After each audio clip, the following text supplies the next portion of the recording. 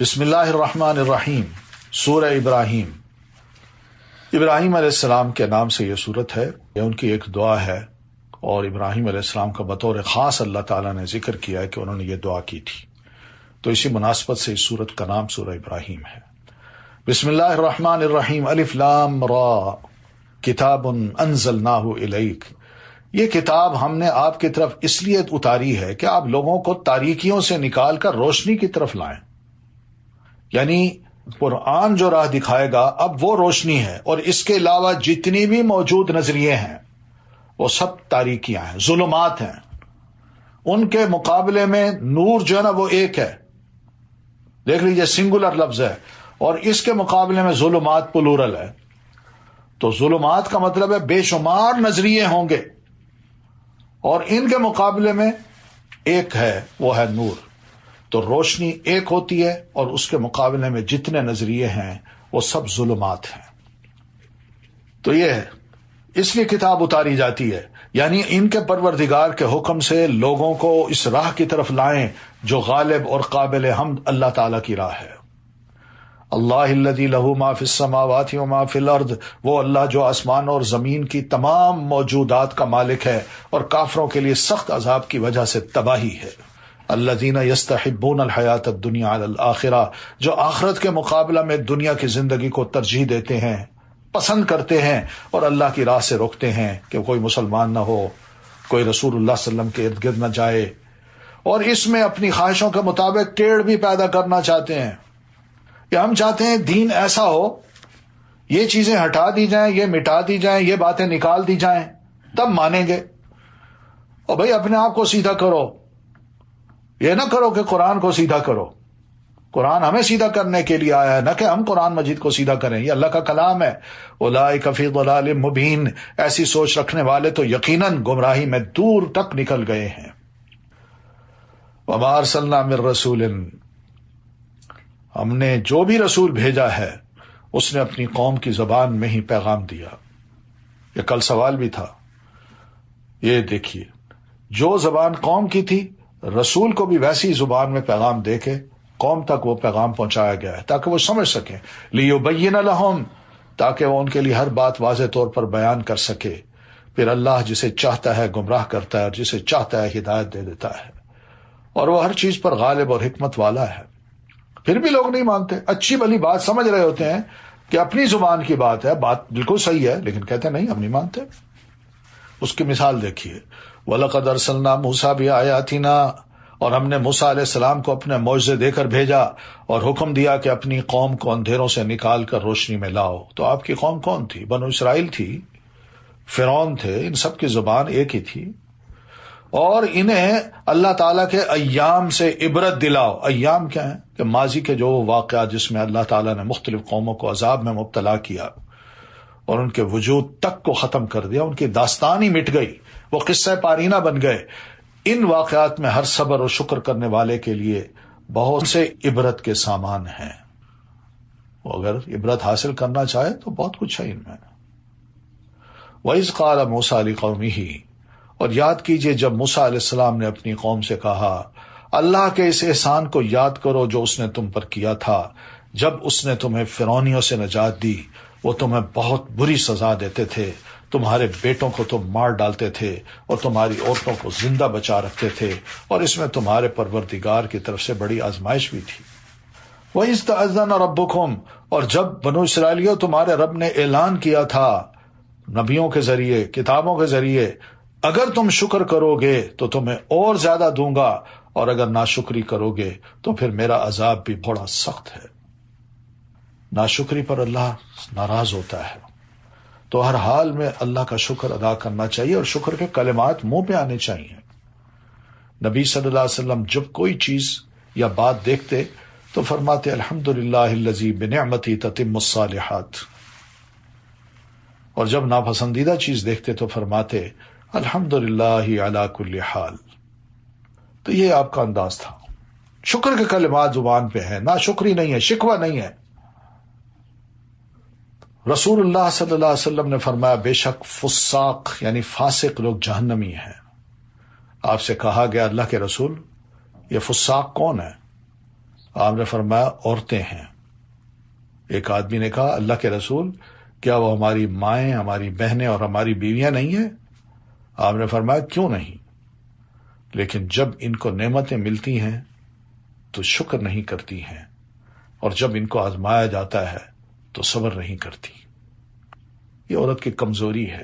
ہوشیار کیا ہے نبی علیہ السلام نے یہ بات ارشاد فرما کے کہ ایک مومنہ عورت، مسلمہ عورت ہر حال میں اللہ کا شکر ادا کرے گی، اس کو کرنا چاہیے۔ نعمت ملے تب بھی شکر کرے، اور اگر نہیں ملتی تو صبر کر لے۔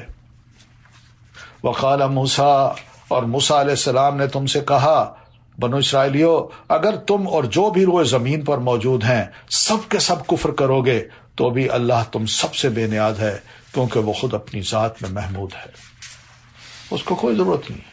آج بھی اگر دنیا میں مست ہو کے اللہ کا انکار بھی کر دے، اور حقیقت ہے میجورٹی ہماری ایسی بنی ہوئی ہے، تو اللہ کہتا ہے غنی حمید، میں سب سے بے نیاز ہوں بھائی۔ الم یاتکم نبأ الذین من قبلکم، کیا آپ لوگوں تمہیں ان لوگوں کے حالات نہیں پہنچے جو تم سے پہلے گزر چکے ہیں، جیسے نوح، عاد اور سمود کی قومیں، اور ان کے بعد آنے والے لوگوں کے حالات جنہیں صرف اللہ ہی جانتا ہے۔ کتنی قومیں تھیں ہم نہیں جانتے، اللہ ہی جانتا ہے، اور حالات ان کے کیا تھے وہ بھی اللہ ہی جانتا ہے۔ تو ان کے پاس ان کے رسول واضح دلائل لے کر آئے تو انہوں نے سننے کی بجائے اپنے ہاتھ اپنے منہ پہ دے دیے، یعنی مطلب یہ کہ خاموش رہ جاؤ، ایسی باتیں نہ سناؤ، میں چھوڑیں گے نہیں تمہیں۔ اور کہنے لگے جو پیغام تم لائے ہو ہم اس کا انکار کرتے ہیں، اور جس بات کی طرف ہمیں بلاتے ہو اس سے ہم ایسے شک میں پڑ گئے ہیں جو ہمیں بے چین کر رہا ہے۔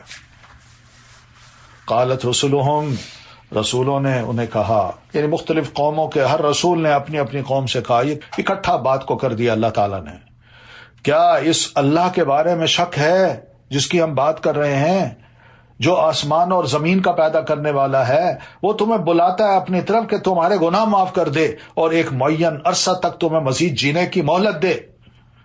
وہ کہنے لگے تم تو ہمارے ہی جیسے انسان ہو، ہم تمہیں کیسے رسول مانے؟ جو بات تھی اس کو نہیں سنا، بندے کو کہہ دیا کہ تم تو ہم جیسے انسان ہو، تم کیسے رسول بن گئے ہو؟ تم چاہتے یہ ہو کہ ہمیں ان معبودوں سے روکو جنہیں ہمارے باپ دادا پوجتے چلے آئے ہیں؟ اگر ایسی بات ہے تو ہمارے پاس کوئی واضح معجزہ تو لاؤ۔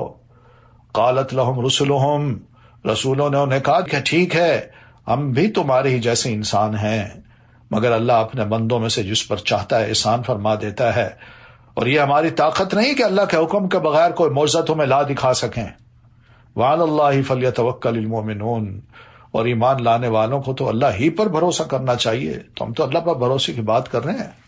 وما لنا، اور اللہ پر آخر کیوں نہ بھروسہ کریں جبکہ اس نے ہمیں ہماری سب راہیں دکھا دی ہیں، اور جو دکھ تم ہمیں دے رہے ہو اس پر ہم صبر کریں گے، اور بھروسہ کرنے والوں کو اللہ ہی پر بھروسہ کرنا چاہیے۔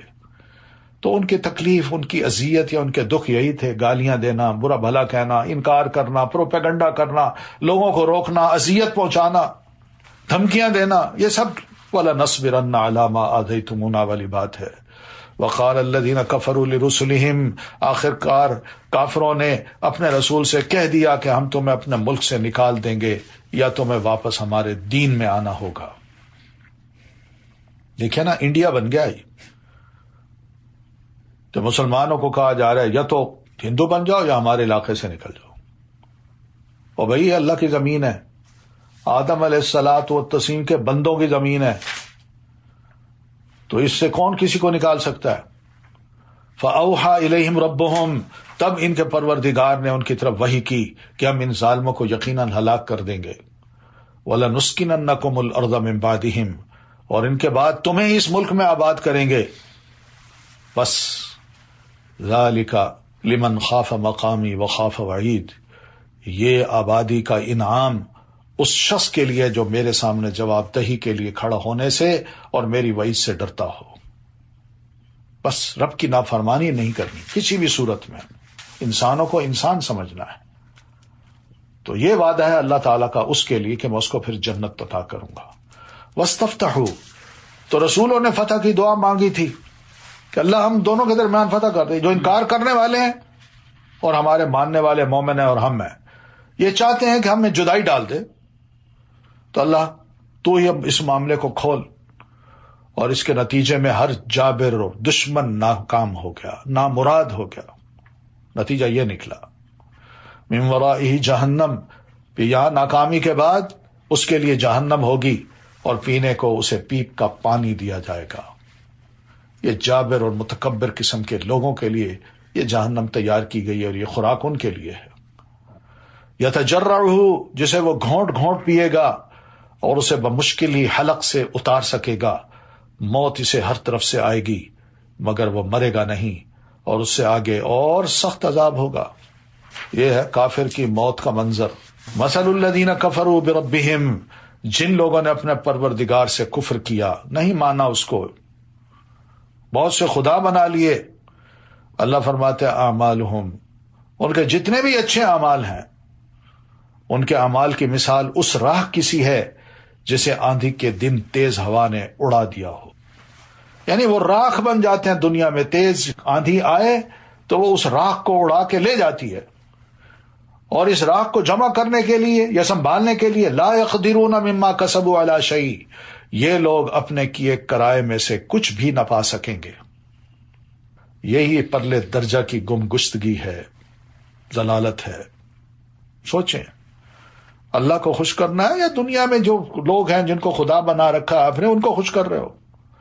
جب ان کے لیے سب کچھ کرتے ہو تو پھر اللہ سے کیا توقع کرتے ہو کہ رب جو ہے وہ ہمیں دے گا کل؟ کیا دے گا بھائی؟ تو اس کو تو ہم نے دنیا میں جیتے جی خوش نہیں کیا۔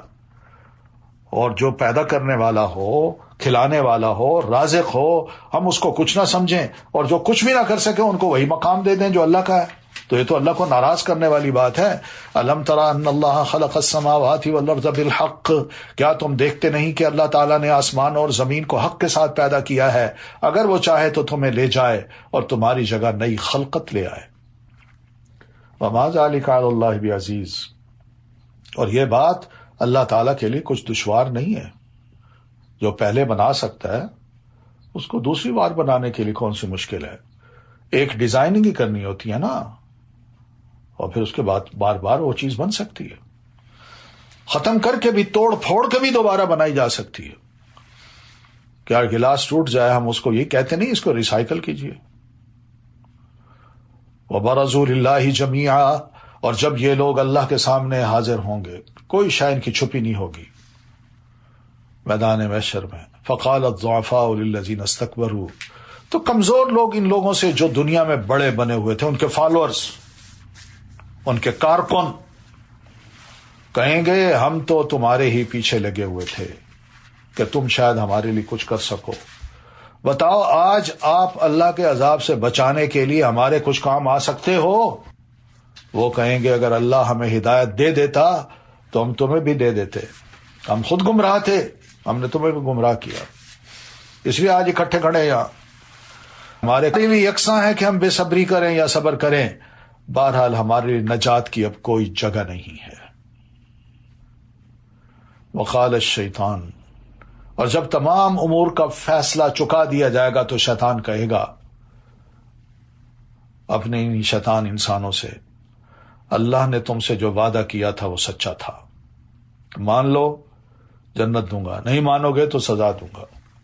وہ بالکل آج سچا ثابت ہو رہا ہے، اور میں نے بھی تم سے ایک وعدہ کیا تھا جس کی میں نے تم سے خلاف ورزی کی، وہ ایک دھوکہ تھا، اور میرا تم پر کچھ زور نہ تھا سوائے اس کے کہ میں نے تمہیں اپنی طرف بلایا، بس ریموٹ کنٹرولر سے خواہشات دل میں پیدا کر کے، تو تم نے میری بات مان لی، تم اس طرف چلے آئے، نافرمان بن گئے، الٹے کام کیے، لہذا آج مجھے ملامت نہ کرو بلکہ اپنے آپ ہی کو کرو۔ میں تمہارے سامنے تھوڑی آیا تھا، میں نے زبردستی تھوڑی پکڑا تھا تمہیں۔ آج نہ میں تمہاری فریاد رسی کر سکتا ہوں اور نہ تم میری کر سکتے ہو، تمہاری فریادوں کو میں نہیں سن سکتا، تم بھی چیخو چلاؤ اور اس سزا پہ واویلا کرو، اور میں بھی چیختا ہوں چلاتا ہوں، آؤ مل کے کریں آہوزاریاں۔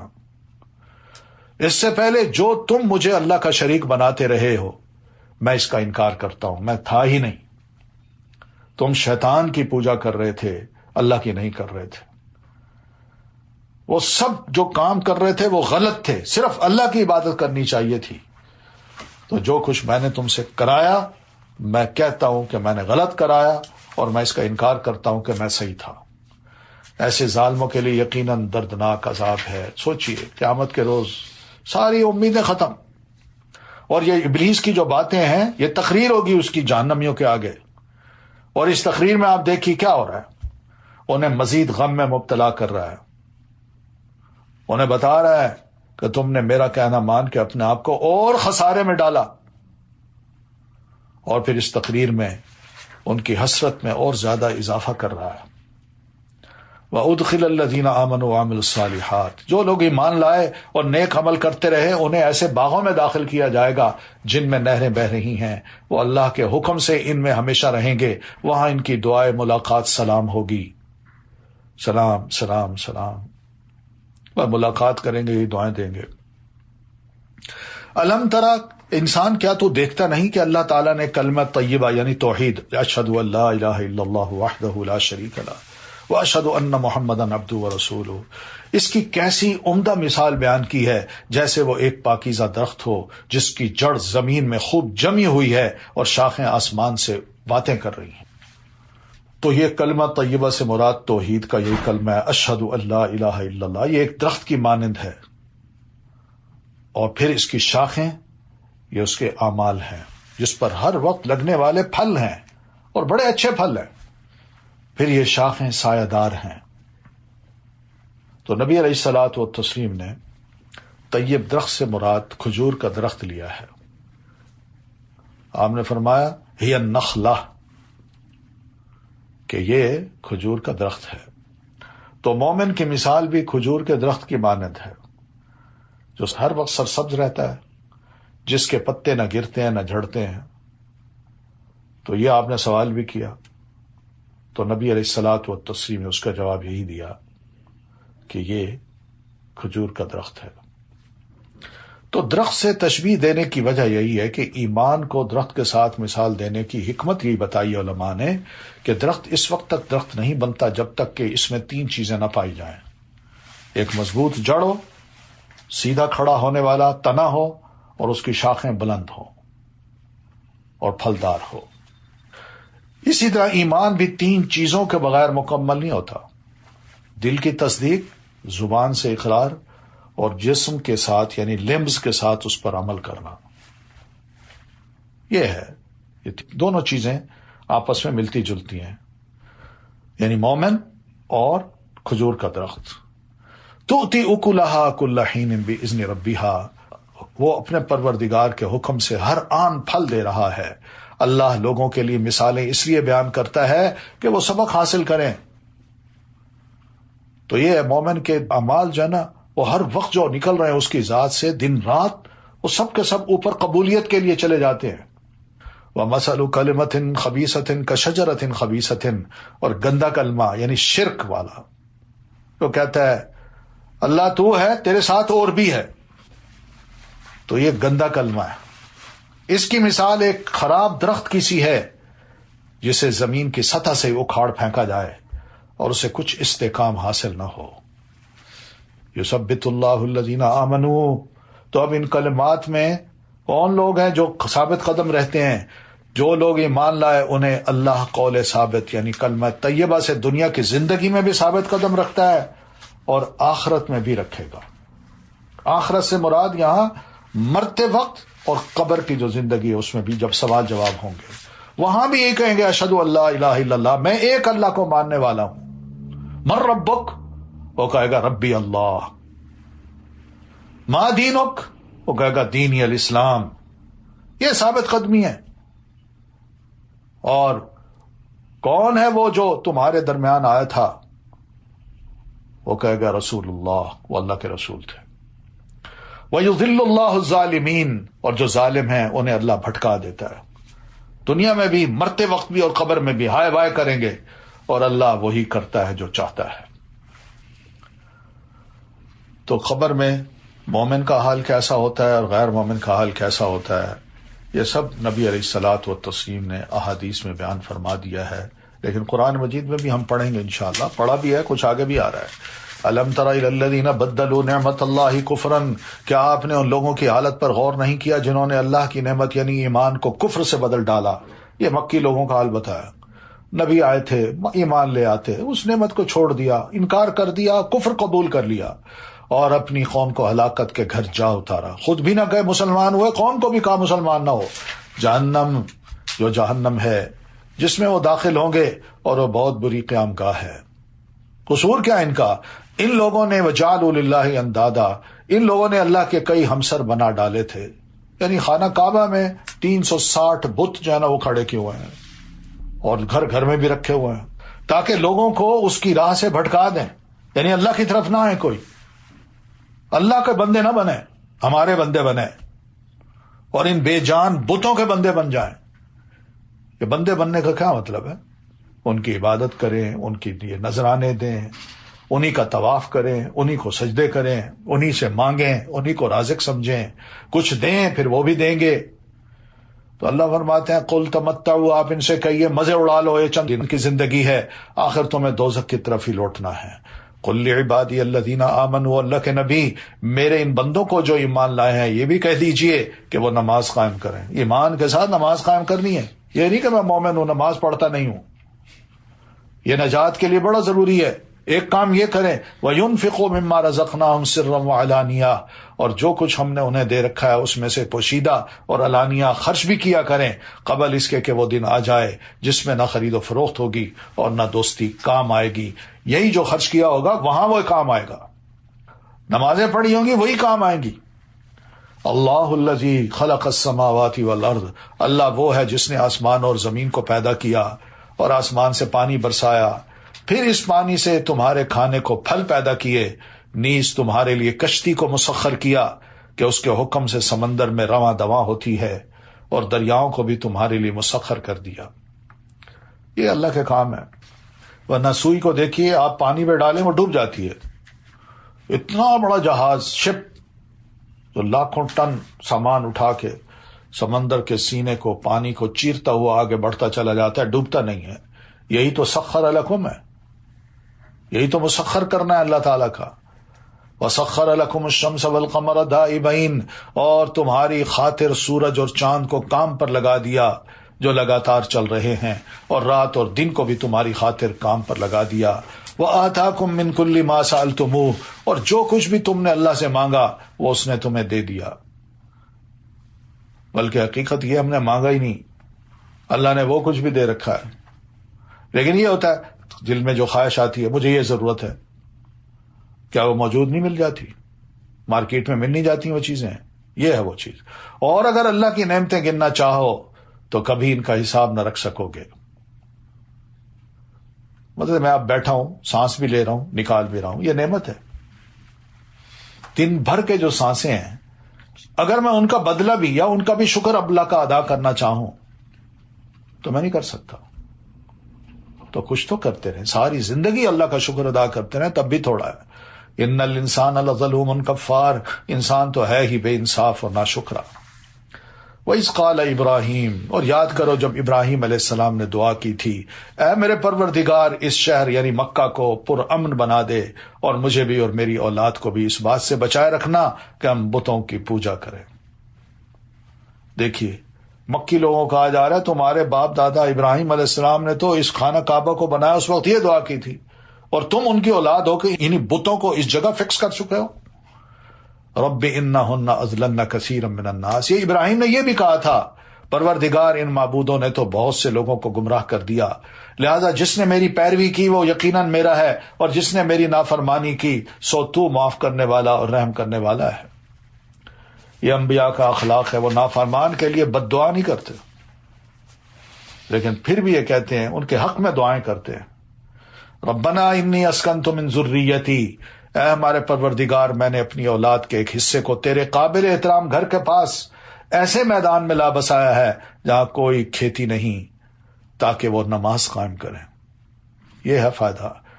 یعنی ابراہیم علیہ السلام کہہ رہے ہیں بیوی بچے کو میں نے ایک ایسی جگہ لا بسایا جہاں تیرا گھر ہے، مگر یہاں کھانے پینے کی کوئی شے نہیں ہے.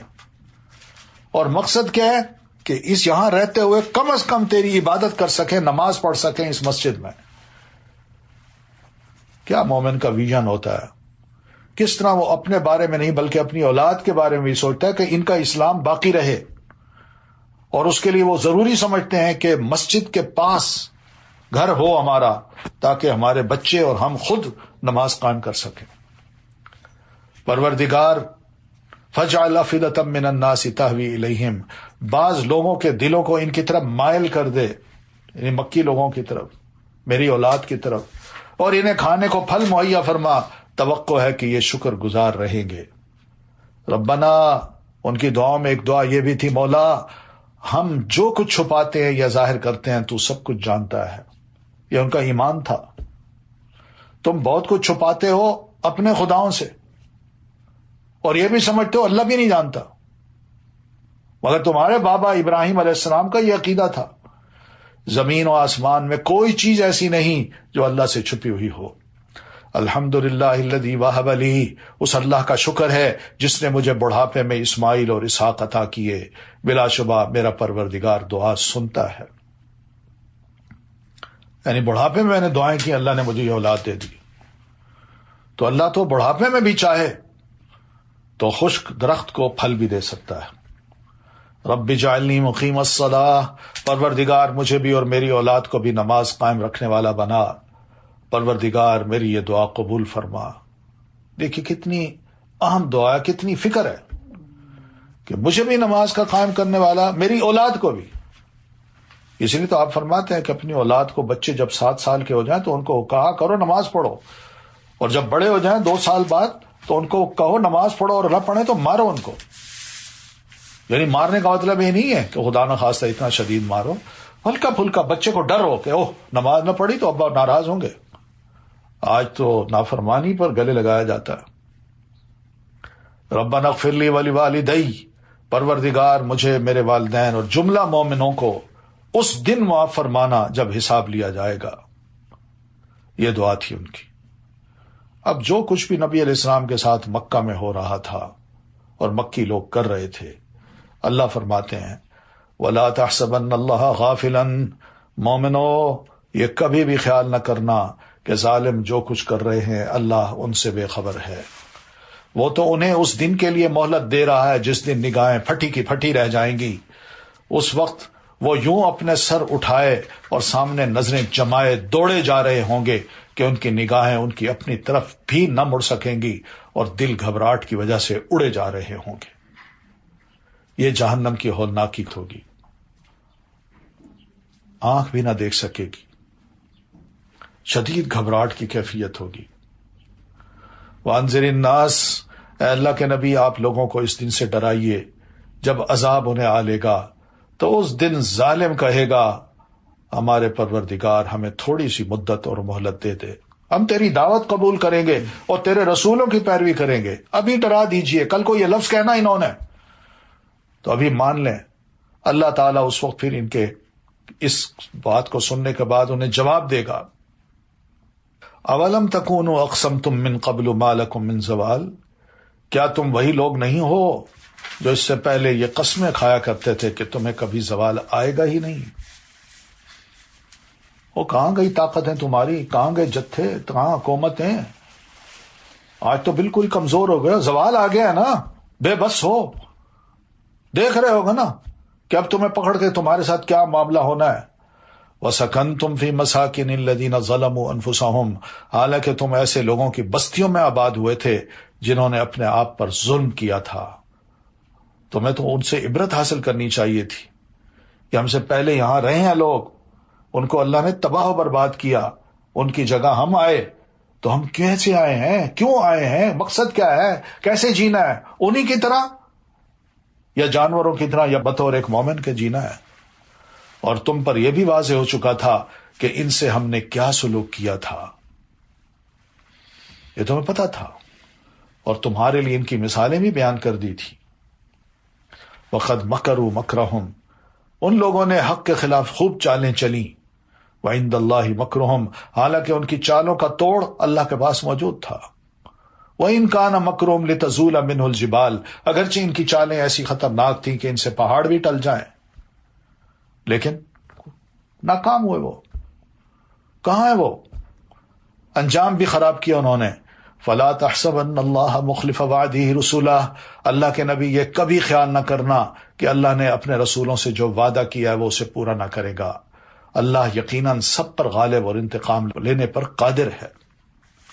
ہاں، رسولوں سے جو وعدہ کیا ہے ان کی مدد کرے گا، اور جو مخالفین ہیں ان پر غالب بھی آئے گا اور ان سے انتقام بھی لے گا. یوم تبدل الارض غیر الارض، جس دن یہ زمین اور آسمان تبدیل کر دیے جائیں گے، یہ قیامت کا دن. وبرزوا للہ الواحد القہار، اور لوگ اکیلے اور زبردست اللہ کے حضور حاضر ہو جائیں گے حساب کتاب کے لیے.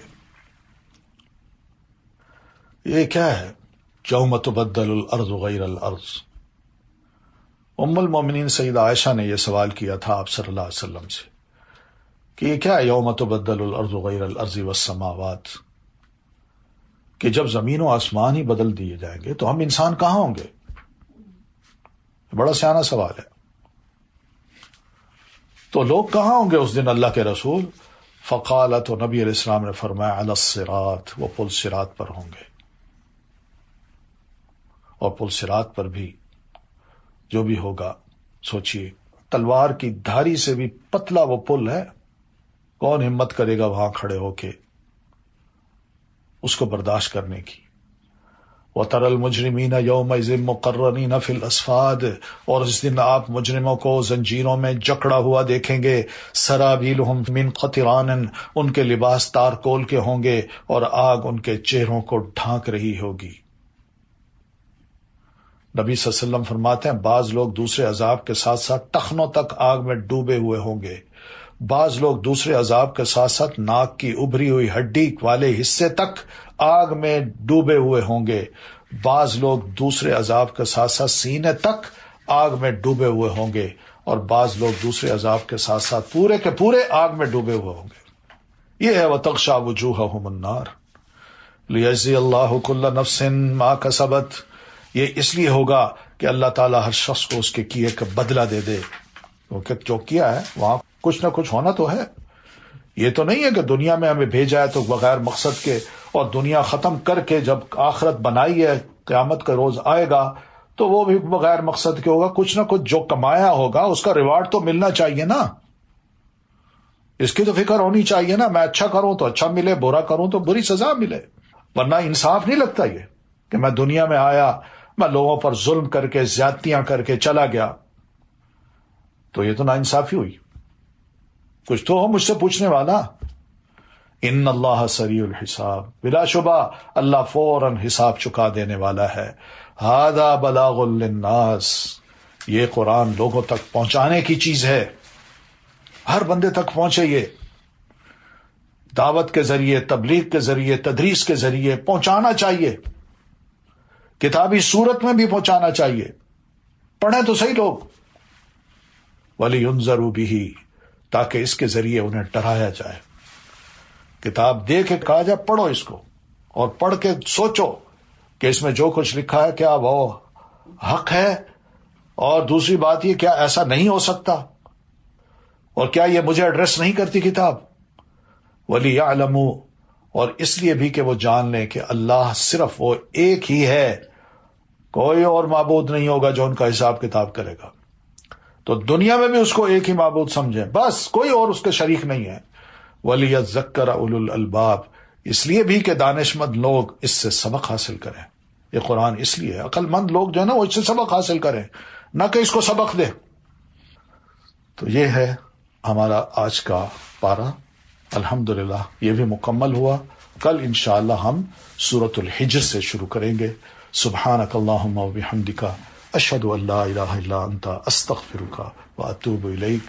السلام علیکم ورحمۃ اللہ وبرکاتہ.